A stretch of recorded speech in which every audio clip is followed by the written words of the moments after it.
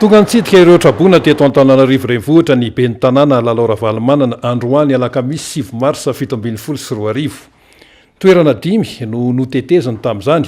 toy ny tetsy amin'ny ANS-Ampefilo EPP Anosy-Be CEG 67 hectare ny EPP Atanomena ary ny gymnase Akorondrano nanome vary 10 tonnes koety zato ny ben'ny tanàna ka ny zokiolona sy ny mpitaizakely no notolorana an'izany. Teo koa ny voamaina sy ny mofotopaina misy dobera miaraka amin'ny rano Olympiko. Tsy noadinona ny tsi mba hahafahan'ireo tsy manana kidoro matory. Nisy koa ny menaka sy ny savony. Amin'ny mahafondreny azy koa dia nandefa dokotera ny ben'ny tanàna mba hijery maimaim-poana ny fahasalaman'ireo trabona rehetra isaky ny toeram-pitobiana.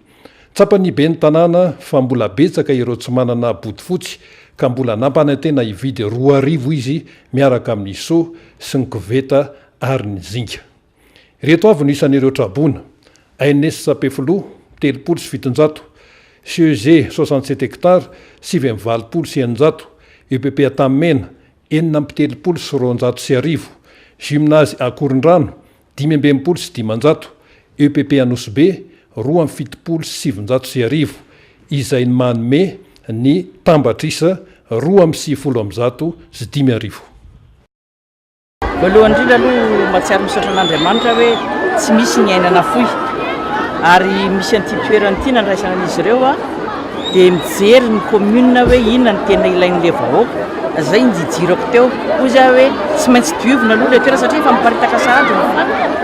dia tsy maintsy maniray ndraiky aloha nareo manadio toerana mijery tao anatiny koa dia mikirotana be dia hoe tsisy atorindrareo dia hoe alao mandefa tsi mba ilafiandrareo atory misy koetsy bodofotsy ihany aloha vitsivitsy fa hoe alao raha alina voazaraina rehefa tena atory fa zao misy olona hafa tonga eto akan'ilay zavatra fotsiny dia hoe alao aloha izy fandamina ampianarina koa milamina amin'ny vahoaka dia nijereo hoe ny ray aman-dreny ihany rehefa atory raha alina no amena bodofotsy sy koety fa ny tsia ho an'ny salamba be mbaoka satria andeha hijery tsi zany zao zay atorin'ilay izy dia noentina koa ny vary dia nafarana tsara nefa misy volontaire tonga eto zany dia hoe nareo mihitsy mizara n'ilay vary mba ampianarina ilay olona zany mba hilaminy zay no anaovana an'ilay izy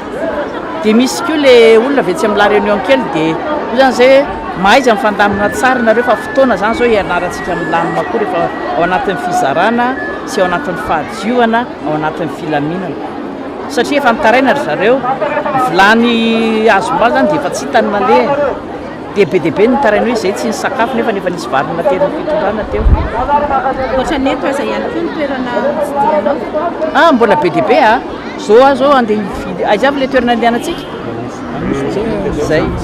Nosy Be dia 67 dia Andranomahery dia nefa ankoa raha riva mbola hijery dia raha pisy koa maraina izy ariva zany mijery an'izy rehetra